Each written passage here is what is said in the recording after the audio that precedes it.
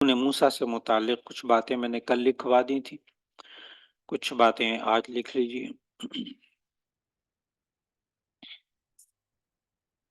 میں نے لکھوایا تھا کہ اس کا تذکرہ سورہ بقرہ کی آیت نمبر 60 میں ہے، لکھیے گا۔ اللہ تعالیٰ نے بنی اسرائیل پر جو احسانات اور انعامات کیے،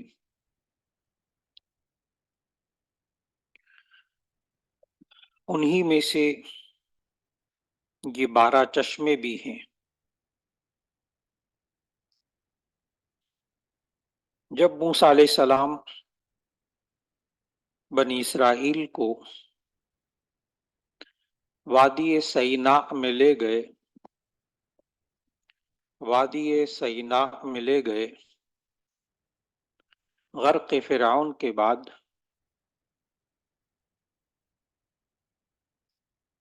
وہاں پر موسیٰ علیہ السلام کی قوم نے پانی مانگا،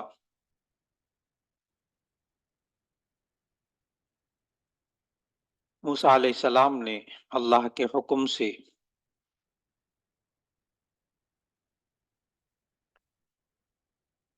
پتھر پر اپنا عصا مارا، اس سے 12 چشمے پھوٹ پڑے۔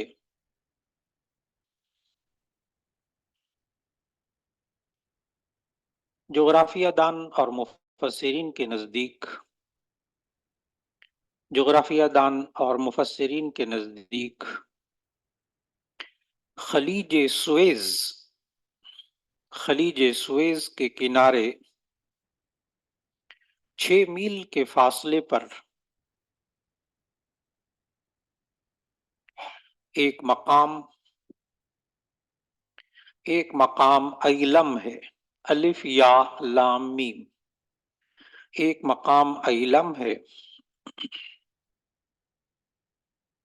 آج کل اس کا نام عیون موسیٰ ہے۔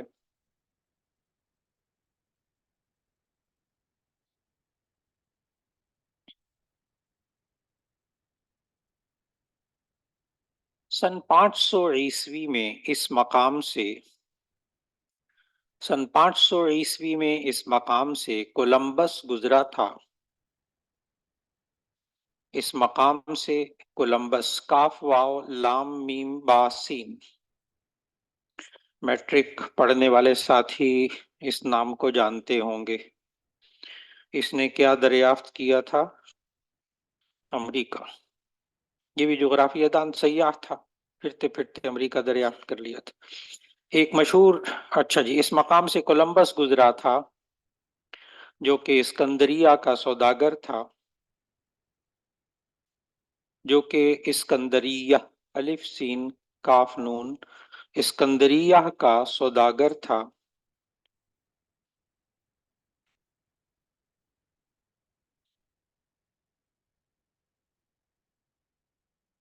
اس نے اس پتھر پر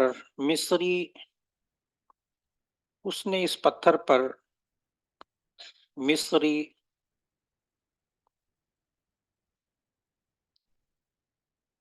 شبیہ دار خط دیکھا۔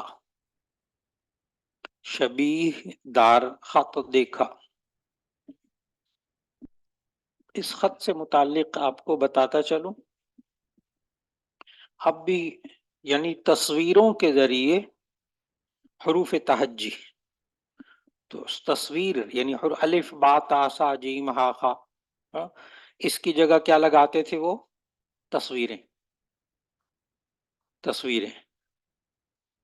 تو وہ تصویری شبیہ دار خط اس کو کہتے تھے، شبیہ دار خط، شبیہ مشابہ ہونا، تو تصویری خط استعمال کرتے تھے۔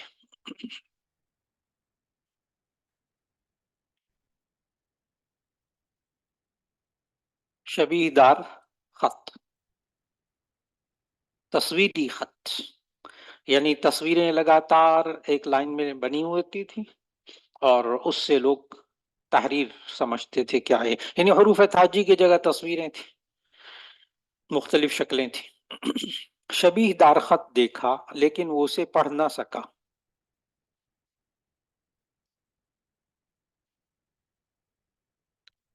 سن 1753 میں ایک مشہور جغرافیہ دان 1753 میں ایک مشہور جغرافیہ دان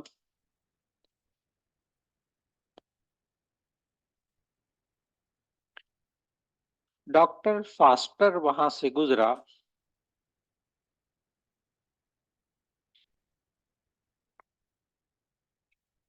جس کی مشہور جغرافیائی کتاب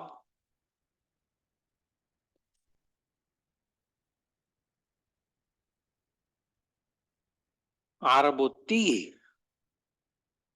میرا خیال اب اس کی وضاحت کی ضرورت نہیں ہوگی، وادی تیہ، جس کی مشہور جغرافیائی کتاب عرب التیہ میں عرب التیہ ہے. اس نے علم کے مقام پر اس کتبے کو پڑھا. اس نے علم کے مقام پر اس کتبے کو پڑھا جو عیون موسیٰ کے پتھر کے قریب تھا.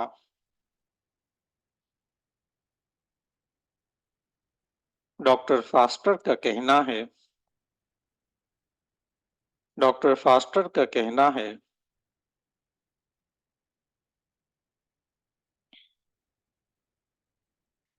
کہ اس عبارت سے اس پتھر پر موجود عبارت سے قرآن مجید کی تصدیق ہوتی ہے.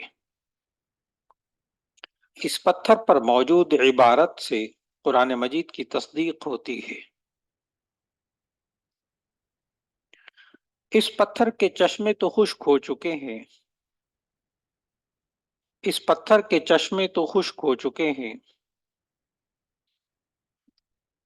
لیکن اب بھی اس کے ارد گرد کھجور کے باغات ہیں. لیکن اب بھی اس کے ارد گرد کھجور کے باغات ہیں.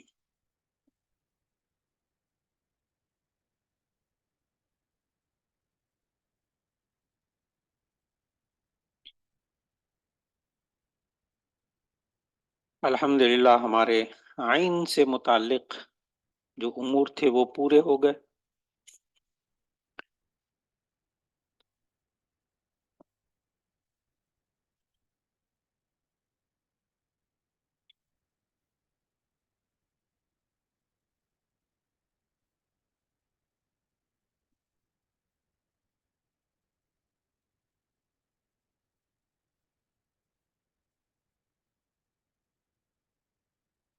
اب عنوان لکھیے گا،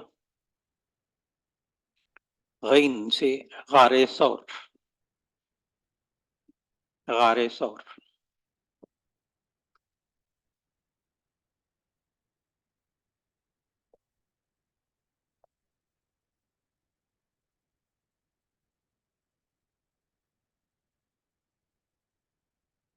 غار ثور، اس کا ذکر قرآن مجید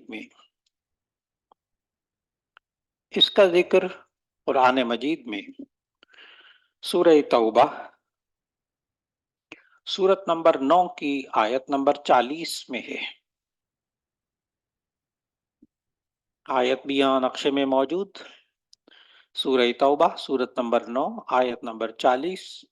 إِلَّا تَنْصُرُوهُ فَقَدْ نَصَرَهُ اللَّهُ إِذْ أَخْرَجَهُ الَّذِينَ كَفَرُوا ثَانِيَ اثْنَيْنِ إِذْ هُمَا فِي الْغَارِ إِذْ يَقُولُ لِصَاحِبِهِ لَا تَحْزَنْ إِنَّ اللَّهَ مَعَنَا فَأَنزَلَ اللَّهُ سَكِينَتَهُ عَلَيْهِ وَأَيَّدَهُ بِجُنُودٍ لَّمْ تَرَوْهَا إِلَى آخِرِ الْآيَةِ.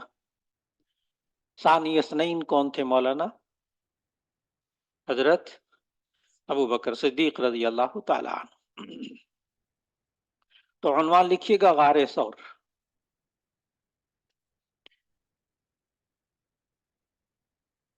اب مولانا یہ ہم ہجرت نبوی میں بھی یہ نقشہ دیکھیں گے انشاءاللہ. یہ نبی صلی اللہ علیہ وسلم کا پورا ہجرت نبوی کا نقشہ ہے.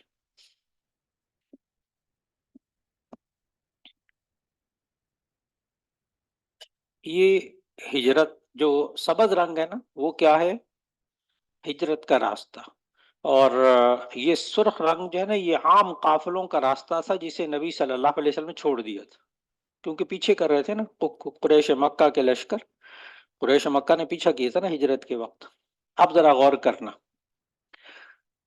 کہ یہ سارے نقشے کیا ہیں، یہ سرخ رنگ کیا ہے، عام قافلوں کے راستے، عام قافلوں کے راستے کہاں تک؟ یہ عام قافلوں کے راستے، سمجھ میں آ گیا؟ نبی صلی اللہ علیہ وسلم نے ہجرت کے وقت مکمل الگ راستے اختیار کیے، مکمل، تاکہ وہ تلاش نہ کر سکے، وہاں پہنچ نہ سکے۔ 400 کلومیٹر کا فاصلہ ہے مولانا، ٹھیک، یہ میں نے فاصلہ بتایا آپ کو، دیکھا، یہاں سے لے کے 50، یہاں سے لے کے 100 کلومیٹر، یہ 150 اور یہ 200، تو مکہ سے لے کے مدینہ تک کتنا فاصلہ؟ 400 کلومیٹر۔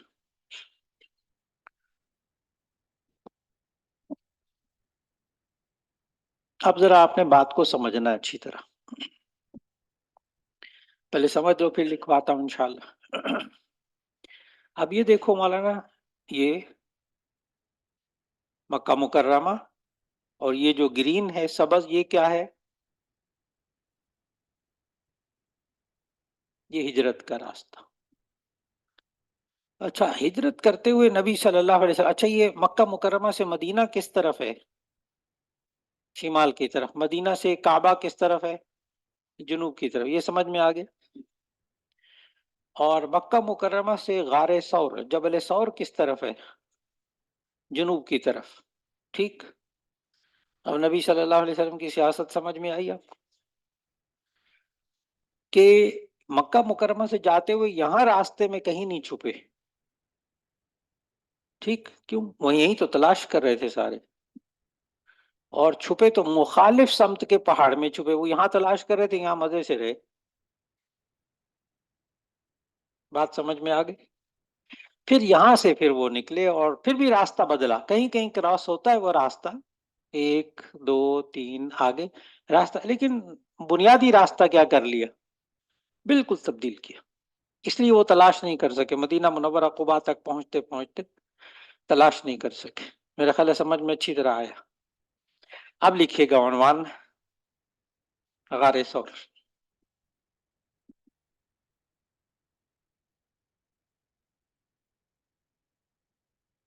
اس کا ذکر میں نے لکھوایا، اللہ تعالیٰ نے سورہ توبہ سورت نمبر 9 کی آیت نمبر 40 میں کیا۔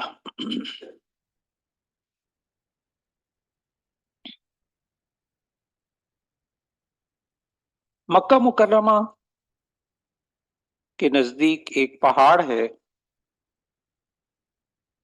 مکہ مکرمہ کے نزدیک ایک پہاڑ ہے جسے جبل ثور کہتے ہیں۔ یہ مکہ مکرمہ سے جنوب میں 3 کلومیٹر واقع ہے، 3 کلومیٹر کے فاصلے پر واقع ہے۔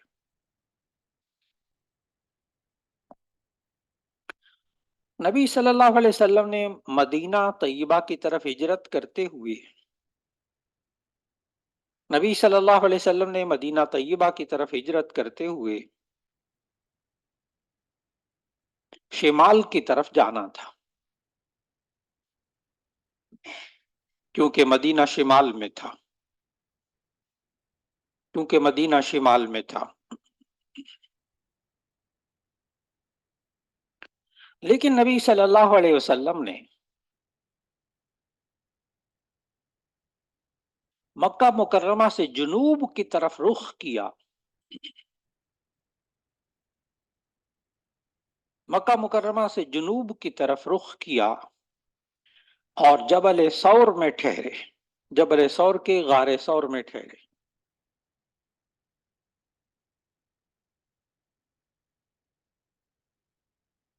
مولانا اس جگہ تک جا کے خود دیکھا الحمدللہ۔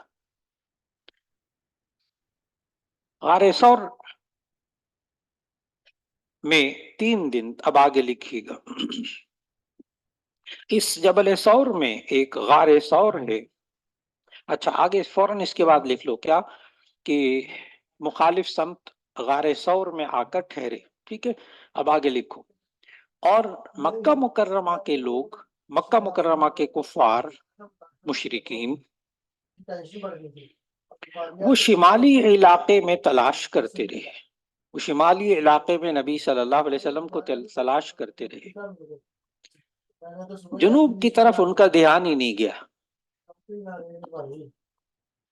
جنوب کی طرف ان کا دھیان ہی نہیں گیا. یاد رہے کہ نبی صلی اللہ علیہ وسلم نے عام قافلے کے راستوں کو چھوڑ دیا تھا.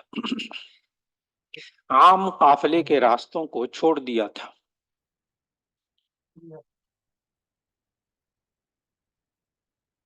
اور بالکل مختلف راستوں سے ہوتے ہوئے مدینہ تک تشریف لے گئے تھے. اس جبل ثور میں غار ثور ہے. یہ وہ غار ہے جس میں نبی صلی اللہ علیہ وسلم اور حضرت ابوبکر رضی اللہ تعالیٰ عنہ ہجرت کے دوران 3 دن اور 3 رات رہے.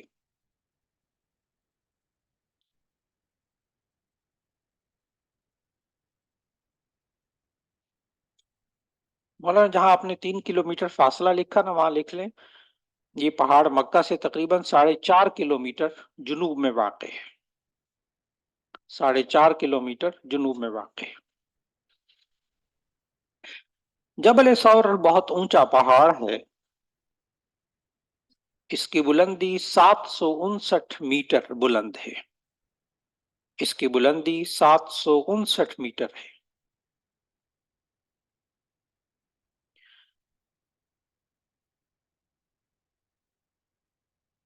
جبل ثور پہاڑ کی چوٹی کا رقبہ 30 میٹر ہے. غار ثور کا بڑا دہانہ یعنی منہ, غار ثور کا بڑا دہانہ یعنی منہ تقریباً 1 میٹر چوڑا ہے.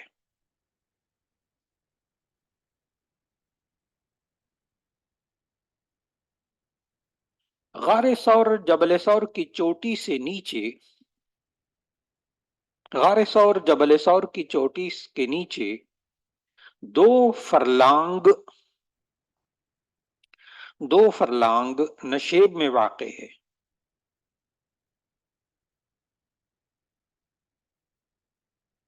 غار کا اندر کا حصہ 2 میٹر تقریباً 18 بالشت ہے. 2 میٹر یعنی تقریباً 18 بالشت ہے. بلکہ یوں کرو, غار کا اندر کا حصہ 2 میٹر ہے. اب آگے لکھو, غار کی چوڑائی اندر سے 18 بالشت ہے. غار کا منہ بہت تنگ ہے. ایک بندہ مشکل سے اندر داخل ہو سکتا ہے.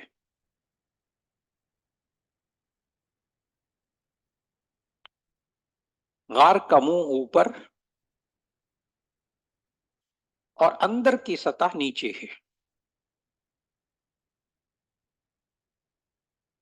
اندر جانے کے لیے سر کو جھکا کر اندر داخل ہونا پڑتا ہے.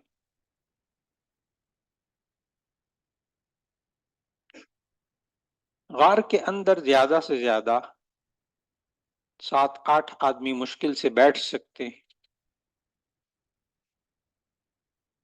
غار کے اندر کی اونچائی تقریباً 5.5 فٹ کے قریب ہے.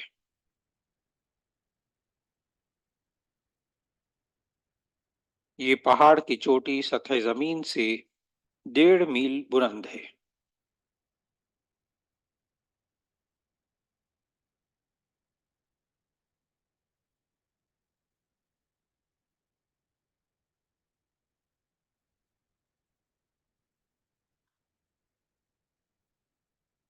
مولانا آپ نے غار ثور کو اچھی طرح سمجھا.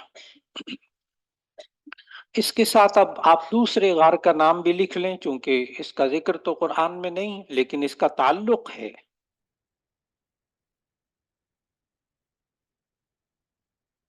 سمجھتے ہیں پہلی وحی کہاں نازل ہوئی تھی؟ غار حرا میں. نبی صلی اللہ علیہ وسلم عبادت کرنے کہاں جاتے تھے؟ غار حرا میں. لکھ لیجیے. اس غار کا ذکر تو قرآن مجید میں نہیں، البتہ پہلی وحی کے نزول کا تعلق اس غار کے ساتھ ہے. پہلی وحی کے نزول کا تعلق اس غار کے ساتھ ہے.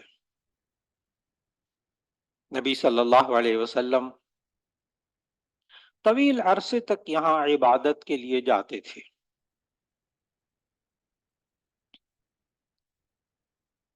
اس غار کا تعلق سورۃ العلق کی آیت نمبر 1 سے لے کے 5 تک ہے. اس غار کا تعلق سورۃ العلق کی آیت نمبر 1 سے 5 تک ہے، جہاں یہ آیات نازل ہوئی. غار حرا جس پہاڑ میں ہے اس کو جبل النور کہتے ہیں.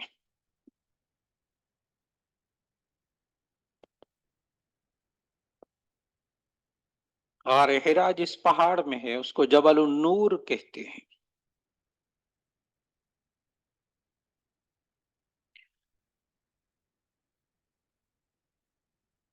یہ پہاڑ مکہ کے شمال جنوب میں قدیم شہر سے 3 میل کے فاصلے پر ہے.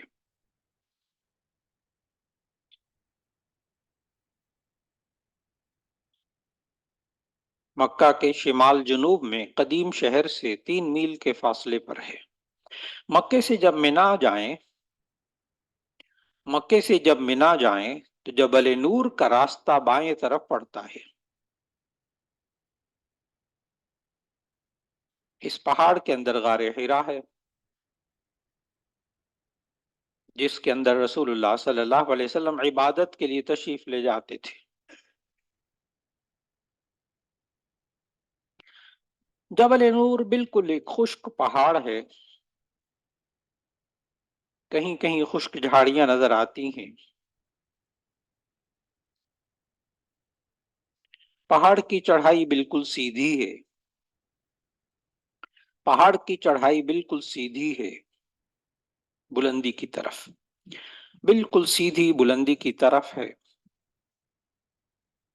ایک طاقتور آدمی کو پہاڑ پر چڑھنے کے لیے 2-2.5 گھنٹے لگتے ہیں.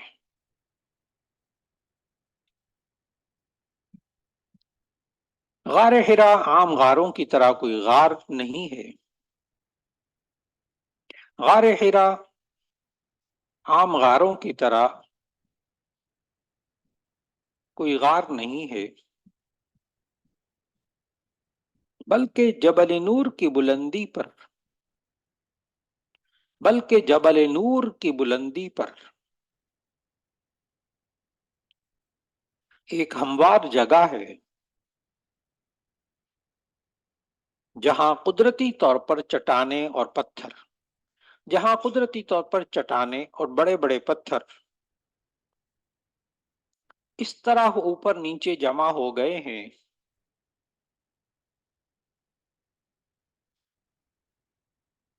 کہ ان کے درمیان ایک غار بن گیا ہے.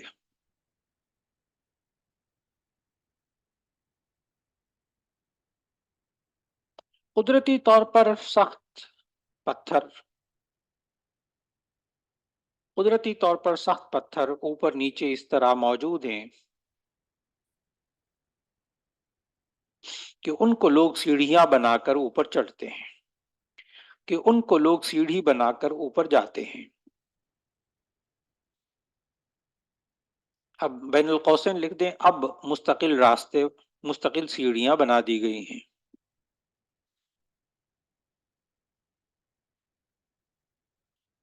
غار حرا مکہ کی سمت میں پہاڑ کی چوٹی سے 20-25 فٹ نیچے ہے اور زمین کی سطح سے غار کی بلندی 1 میل کے قریب ہے.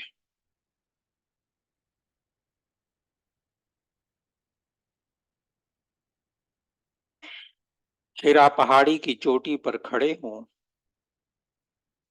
ہیرا پہاڑی کی چوٹی پر کھڑے ہوں تو مکے کی آبادی جنوب میں نظر آتی ہے۔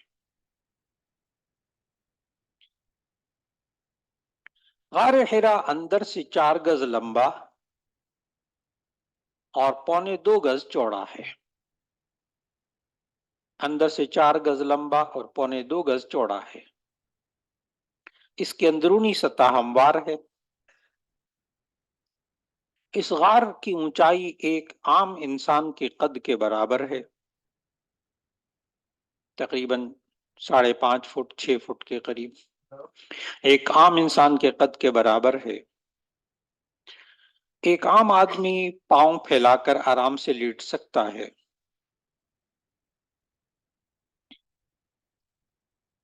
عجیب بات یہ ہے کہ اگر غار حرا میں کعبہ کی طرف تشہد کی حالت میں بیٹھیں، تشہد کی حالت میں بیٹھیں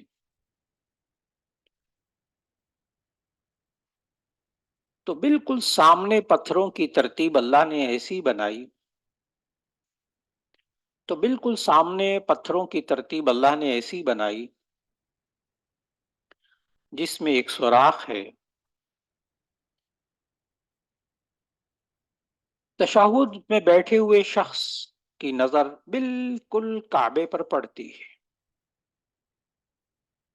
سمجھ گئے نبی صلی اللہ علیہ وسلم عبادت کہاں کرتے تھے؟ جا کر کعبے پر پڑتی ہے۔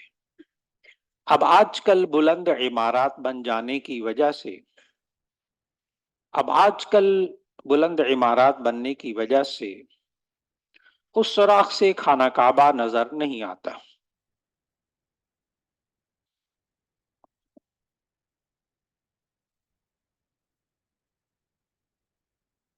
مولانا آپ نے غور کیا یہ علاقہ جتنا یہ جبل ثور ہے نا، کوئی کوشش ہوگی کہ میں مکہ مکرمہ کا مینا عرفات کا ذرا بڑا والا نقشہ نا، اسی علاقے کو ذرا بڑا کر کے آپ کو کسی وقت میں پھر دکھاؤں گا انشاءاللہ۔ لیکن فی الحال یہ ذہن میں رکھو، یہ 4 کلومیٹر ہے نا غار ثور، تو یہ شمال جنوب، یہ کیا ہے؟ جنوب، اور یہ کیا ہے؟ تو یہ ادھر ہے شمال میں، سمجھ میں آگے؟ یہ جبل ثور جنوب میں ہے، غار ثور اور غار حرا ادھر، یعنی غار حرا میں بیٹھ کر جنوب کی طرف منہ کریں تو مکہ نظر، سمجھ میں آگے؟ یعنی بالکل دونوں مخالف سمت میں ہے، غار ثور اور غار حرا دونوں مخالف، یہ مکہ کعبہ کے جنوب میں ہے، اور غار ثور کعبہ کے صرف، سمجھتے ہیں صرف؟ کبھی پڑھا؟ حضرت آخری نکاح کیا حضرت ام میمونہ رضی اللہ تعالی عنہا سے صرف کے مقام پہ، اور رات بھی کہاں گزاری؟ صرف کے مقام پہ، اور انتقال ہوا تو حضرت میمونہ نے کہا مجھے دفن بھی کہاں کریں؟ صرف کے، یہ بھی تقریباً مکہ مکرمہ سے 3.5 کلومیٹر بس، یہاں غار ثور ہے اور یہ صرف، پوری بات سمجھ میں آ گئی؟ غار حرا میں جب اللہ نے ہمت دی ہوئی تھی بہت الحمدللہ، اس وقت تو میں 2.5 گھنٹے لگا کے اوپر چڑھ گیا تھا ساتھیوں کے ساتھ۔ اوپر گئے تو وہاں رش، بے تحاشا رش، زور کے بعد ہم گئے تھے، یہی خیال تھا اثر تک، کیونکہ زور اور اثر کے درمیان وہاں ذرا وقفہ ہو جاتا تھوڑا سا، تو ہم گئے تو رش اندر تھا بہت زیادہ۔ یہ 8 سے 20 سال 15 سال پرانی بات، تو وہ جا کر سوچا تھا 2 رکعت نفل پڑھ لیں گے، لیکن وہ اندر خواتین اور بندے رش، میں نے کہا کس کس کو دھکا دیں، فائدہ کوئی نہیں۔ اتنے میں عصر کا وقت ہو گیا، انتظار کرتے رہے، عصر کا وقت ہو گیا۔ جب عصر کا وقت ہوا تو ایک بندے نے وہاں اذان دے دی، ظاہر ہے نیچے اترتے اترتے عصر کی نماز رہ جاتی، وہیں ایک بندے نے عصر کی نماز کے لیے اذان دے دی۔ جب اذان دی تو انہوں نے میری شکل کو غور سے دیکھا، مجھے کہا آپ امامت کریں. میں وہ 2 نفل پڑھنے کے لیے وقت نہیں مجھے مل رہا تھا. تو پھر وہی پتھر جس پہ نبی صلی اللہ علیہ وسلم بیٹھ کر عبادت کرتے تھے اور وہ بالکل رخ خانہ کعبہ کی طرف، میں نے کہا داخل ہوتے تھے اور سامنے پتھر پتھر رکھے ہوں، بیچ میں سوراخ اور بیچ میں سیدھا خانہ کعبہ. تو وہ باقی لوگوں نے ایک دو نے غار کے اندر کھڑے ہو گئے، باقی ساروں نے پیچھے ہموار جگہ تھی، باقی سب نے پیچھے صف بنا لی، مردوں نے، خواتین اور ذرا پیچھے ہٹ گئیں. تو وہاں اللہ نے اس وقت عصر کی نماز پڑھانے کی توفیق دے دی آرام سے. لیکن چڑھنا بڑا مشکل تھا مولانا، بس پتھروں کے اوپر چڑھ چڑھ کے. اب ماشاءاللہ سیڑھی بھی بنا دی، اب وہاں انہوں نے باقاعدہ کیفیٹیریا بھی بنا دیا، آپ درمیان میں راستے میں چائے وائے بھی پی سکتے ہیں. اب کافی سہولتیں ہو گئیں.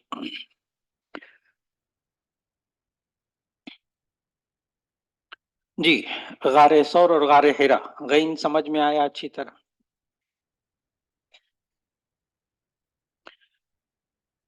اب کاف شروع کر لیجئے.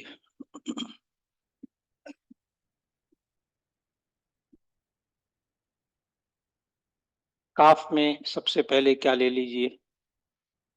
کعبہ.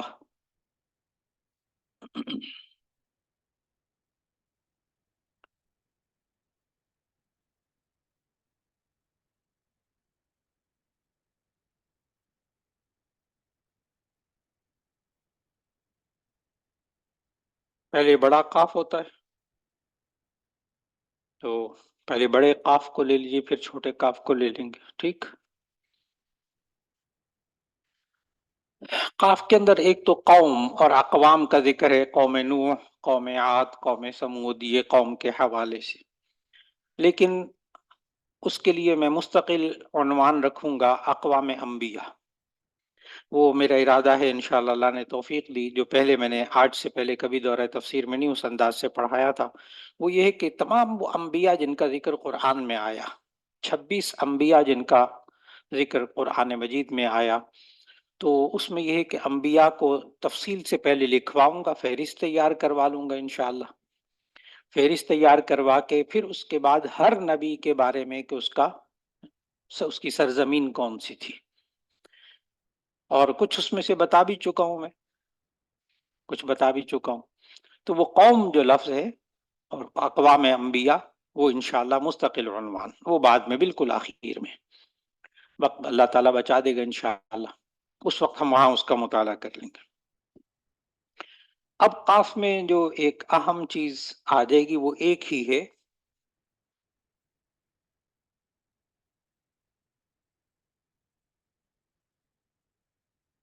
القریتین عظیم. القریتین عظیم یہ عنوان لکھیے بجائے کعبہ کے. کعبہ اس کے بعد فوراً لکھیں گے انشاءاللہ.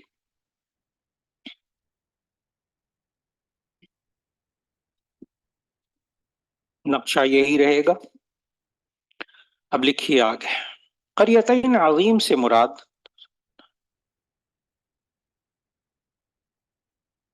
مکہ اور طائف کی 2 بستیاں مراد ہیں. مکہ اور طائف کی 2 بستیاں مراد ہیں.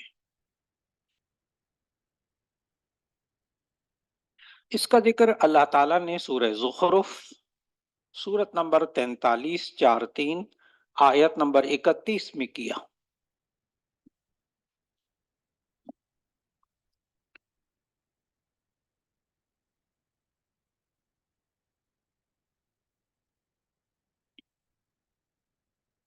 سورہ زخرف سورت نمبر 43 کی آیت نمبر 31 میں کیا. وَقَالُوا لَوْلَا نُزِّلَ هَذَا الْقُرْآنُ عَلَى رَجُلٍ مِّنَ الْقَرْيَتَيْنِ عَظِيمٍ.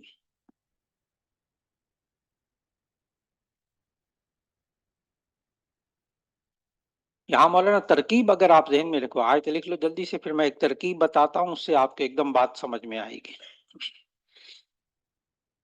کہ ترکیب نحوی کتنی ضروری ہے قرآن کو سمجھنے کے لیے. اس کے بغیر ترجمہ ہی نہیں سمجھ میں آئے گا. تو آیت کو غور سے دیکھیں گے تو آپ کو ترکیب بتاتا ہوں. وَقَالُوا لَوْلَا نُزِّلَ هَذَا الْقُرْآنُ عَلَى رَجُلٍ مِّنَ الْقَرْيَتَيْنِ عَظِيمٍ. ترجمہ لکھیے. مشرکین نے کہا یہ قرآن ان 2 بستیوں کے عظیم آدمی پر کیوں نہیں اتارا گیا؟ مشرکین مکہ نے کہا یہ قرآن ان دو بستیوں کے عظیم آدمی پر کیوں نہیں اتارا گیا؟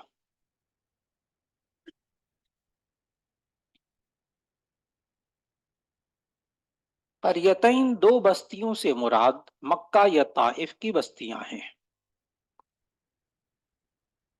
دو بستیوں سے مراد مکہ اور طائف کی بستیاں ہیں.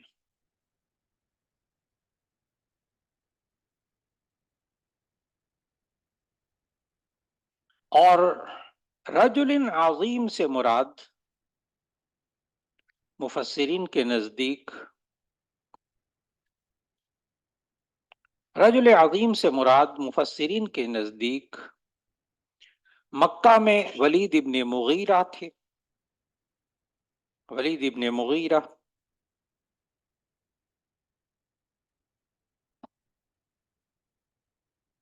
اور طائف میں عروہ ابن مسعود ثقفی. طائف میں عروہ ابن مسعود ثقفی.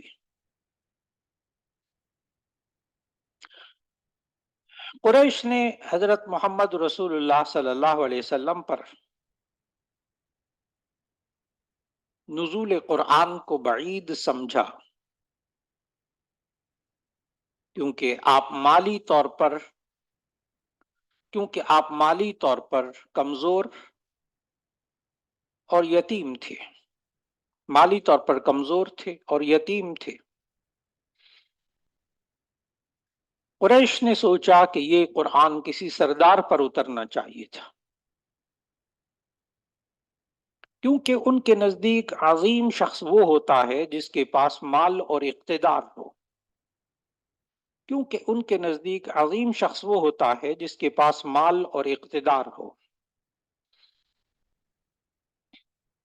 یاد رہے کہ اس آیت میں عظیم یہ صفت ہے رجل کی. بس یہی ترکیب میں نے ایک بتانی تھی آپ کو. قرآن میں غور سے دیکھیں ذرا. اب دیکھو نا، وَقَالُوا لَوْلَا نُزِّلَ هَذَا الْقُرْآنُ عَلَى رَجُلٍ مِّنَ الْقَرْيَتَيْنِ عَظِيمٍ. اب عظیم کو اگر القریتین کے ساتھ لگاؤ گے تو ایسی صورت میں العظیم ہونا چاہیے تھا، عظیمین ہونا چاہیے تھا، عظیمتین ہونا چاہیے تھا. تو عظیم جو نا اخیر میں ترجمہ ایک دم نہیں سمجھ میں آتا. ہاں، بستیاں عظیم نہیں، کیا عظیم کا تعلق رجل کے ساتھ. بات سمجھ میں آ گئی؟ تو عظیم یہ کس کی صفت؟ عظیم رجل ان کی صفت ہے. اب آگے لکھیے، رجل عظیم سے مراد یا تو ولید ابن مغیرہ ہے جو بنی مخزوم سے تھے،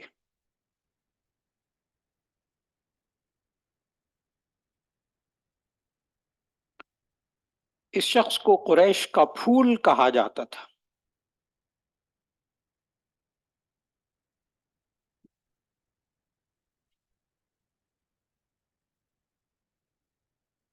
قریش سب مل کر بیت اللہ کا غلاف تیار کرتے تھے.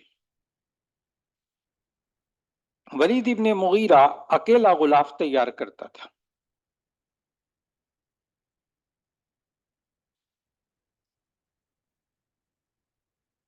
یوں کہا جاتا تھا کہ یہ اکیلا سب قریش کے برابر ہے. یوں کہا جاتا تھا کہ یہ اکیلا سب قریش کے برابر ہے. دوسری طرف طائف کے سردار عروہ ابن مسعود ثقفی تھے. یہ طائف کے علاقے میں اپنی قوم کے سردار تھے. انہوں نے اسلام قبول کیا تھا. ان کی قوم نے اس کی مخالفت کی تھی. ایک شخص نے تیر مار کر ان کو شہید کر دیا تھا.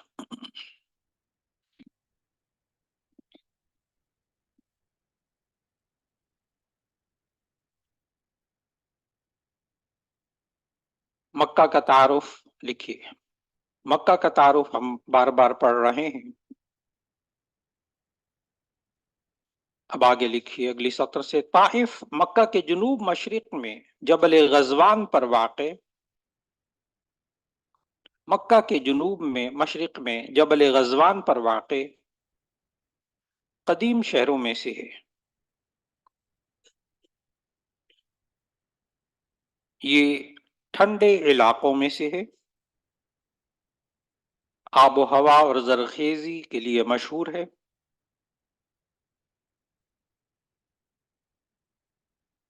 سطح سمندر سے 1630 میٹر بلند ہونے کی وجہ سے زمانہ قدیم میں مکہ والوں کے لیے یہ مری کے پہاڑ تھے، جیسے پاکستان والوں کے لیے مری کے پہاڑ۔ یہ قدیم زمانے میں مکہ والوں کے لیے موسم گرما میں پاکستان کی طرح مری کے پہاڑ تھے۔ یہ مکہ سے 65 کلومیٹر کے فاصلے پر یہ مکہ سے 65 کلومیٹر کے فاصلے پر شمال جنوب میں واقع ہے۔ شمال جنوب میں واقع ہے۔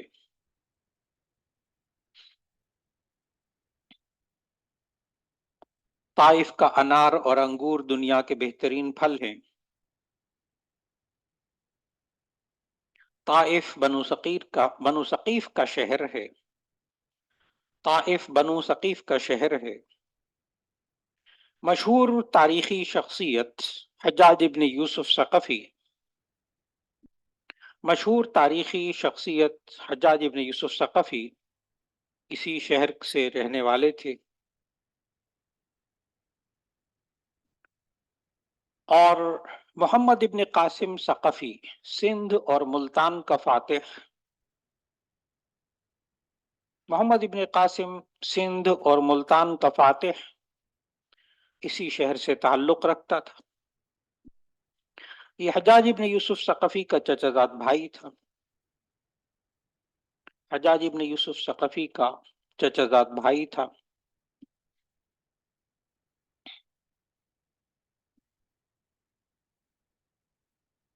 مولانا آپ نے نقشے میں دیکھ لیا تھا طائف کے بارے میں، یا سامان اتار لیجیے آپ حضرات۔ السلام علیکم ورحمۃ اللہ